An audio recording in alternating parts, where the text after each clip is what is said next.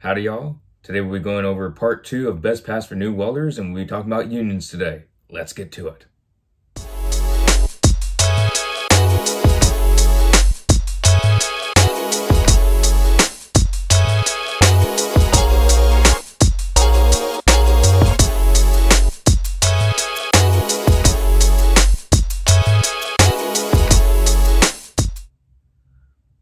Alrighty. As a lot of y'all know, if you've been watching the channel for a bit, I'm not the biggest fan of unions. I've been in several, had my fair share of experiences, but I don't mean all unions are bad. So yes, do I dump on them quite a bit? I do. I'll admit that. But there are pluses to it. One of them being for welders that are trying to get into the trade, but either can't afford to go to a welding school or don't want to be going to an actual trade school or a community college of any sort. They'd rather be working and more guaranteed work than trying to get into some sweatshops, fabrication shops. So unions are a plus for that. So if you're going into union, you can start learning, just say, as an example, ironworkers union. You start learning to be an ironworker, but you also can be welding on their classes. They have labs that can be done. It's different from union to union. I don't know all the specifications for unions across the US. As an example, I was in Local 433. They taught welders in their apprenticeship how to weld, but they also had classes that journeymen could take.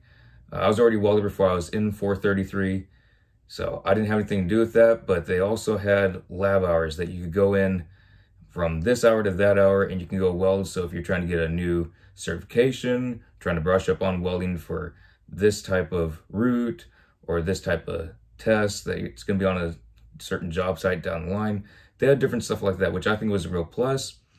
I didn't know if they charged for the lab hours. I wasn't sure. I never did any of that. I'd either weld at home or at a buddy's place or something like that.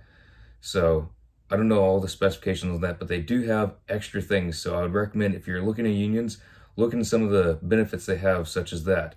Can you get extra lab hours? Can you, if you're not working on a certain day or you're called off due to rain or materials aren't there, whatever the case may be, can you just be there all day and weld? That's a good plus, because welding rods, welding wire, prep and stuff, all that costs money, whether you're using plasma, oxy fuel. Again, if you're trying to be at home with rod ovens, and if you're not using them all the time, but you have to keep your rods in the rod oven, that can get expensive. So if you're trying to practice at home, compared to being in a union and they have a lab area that you can go and practice whenever you want, that could be a good plus.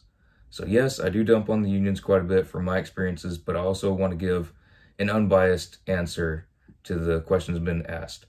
So I would say that's a big plus for unions. You can be, what's their phrase? A lot of you all know it's earn while you learn. They got some other little phrases.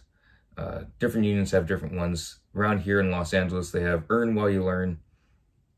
And it is a good thing to where you can be going to their union school, whether it's a week out of the month or every Friday or every Saturday, something like that.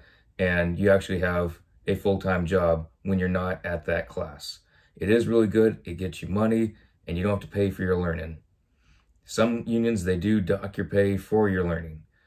I wasn't sure 433 does that. They had some interesting answers for some of my buddies that were trying to get in to learn to weld while getting in the union. And there's conflicting answers, so I wouldn't even know for that. That was not my department. I just was a journeyman and welded. That was my thing. I didn't know anything about their administration or anything like that. So some unions, they could dock pay because you're going to school with them. But also another thing with unions, benefit of me not going through a union school is I work for myself. I'm an independent welder. I can go work for some buddies of mine that are contractors. I can start my own shop. I can do whatever I want. If you start in union and you go to their school and you sign their papers, there's the fine print in a lot of unions. If you go to their schools, you can't do that trade by yourself as your own company.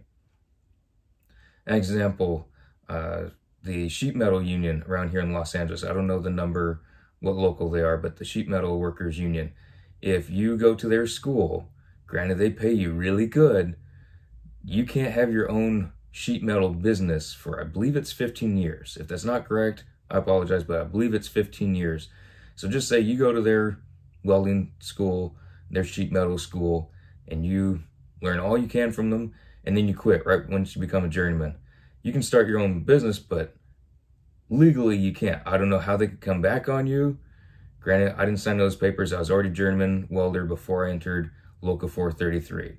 So I don't have to worry about any of that. I didn't sign any of those papers. I made sure I didn't. Because what if the union doesn't work out for y'all? If y'all want to go independent and someone catches wind of it, somehow they can get back to you legally. I don't know. It's in the fine print. You want to read everything before you enter different unions, different non-union jobs, just anything. You want to read all the fine print. So I'd say that's a big hindrance.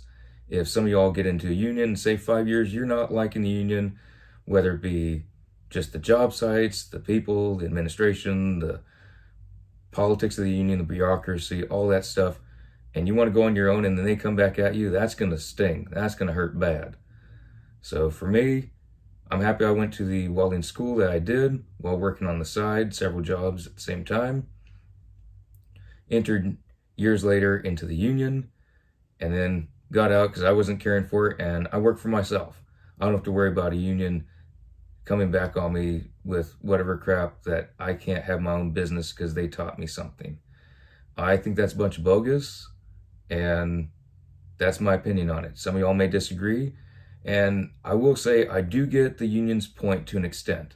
If I taught someone something, expecting them to continue working for me for a certain amount of time, and then they go take all the knowledge I gave them, they work for themselves or someone else, I do understand why they don't want that. It does make perfect sense.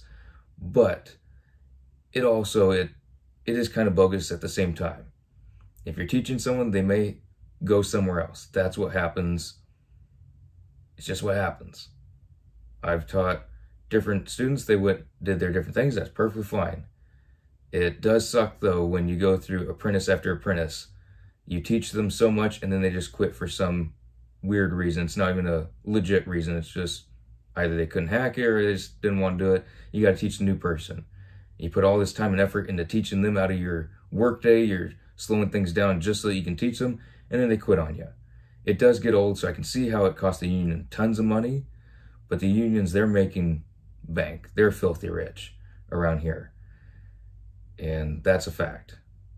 So it is kind of bogus. Just read the fine print, make sure you're not caught in something like that, and it's just a backup plan, because you never know. You may love the union, you can be in there for 30, 35, 40 years, everything's going to be just peachy. But for others, you can get in there and a year later, you find out, man, this just ain't working. I don't like this or that, whatever it may be. I just want to work for myself. And then they tell you, you can't work for yourself. I mean, come on, at least here, this is America. You should be able to work for yourself without someone telling you, no. So, especially for welding, it's just bogus, in my opinion. And if y'all have extra information on that, I would love to hear it in the comments, especially for those that are wanting these videos. They're trying to get into either unions or they're not sure. I think it'd be very beneficial if I'm wrong in some aspect and you want to say like, hey, for this union, this is why they do this or that. I would love to hear it. I want to be as accurate as possible. I don't try and have an opinion just to be wrong on something. I do have opinions on things, but I want to be right about them for different areas. So I can always say an exception for this part of the country, they do this for that reason, and it makes sense.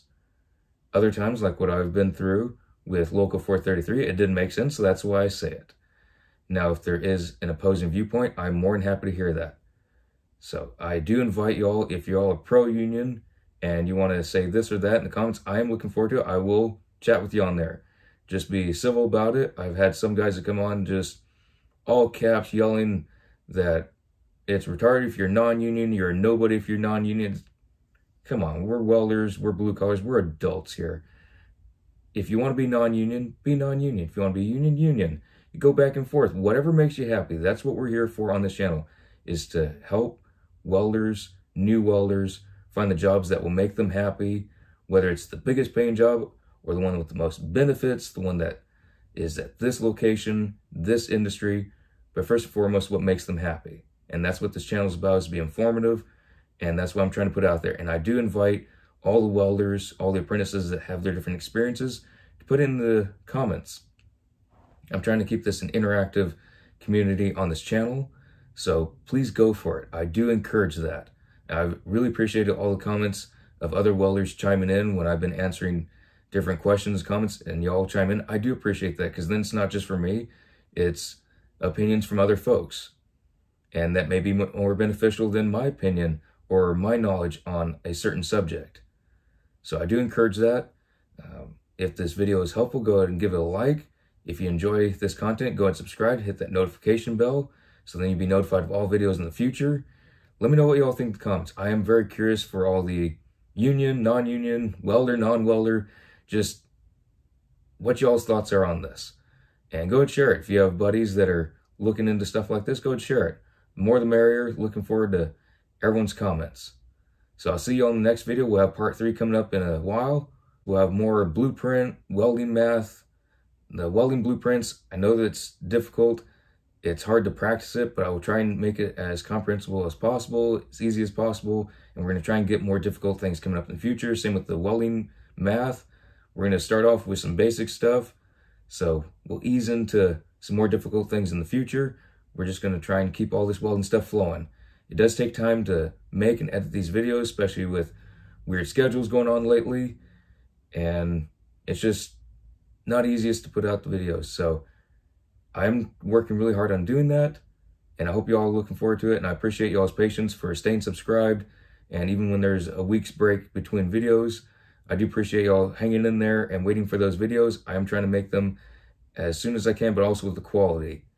So with the quality of these videos, hope you all appreciate it. Hope you all enjoy it. And let me know what y'all think.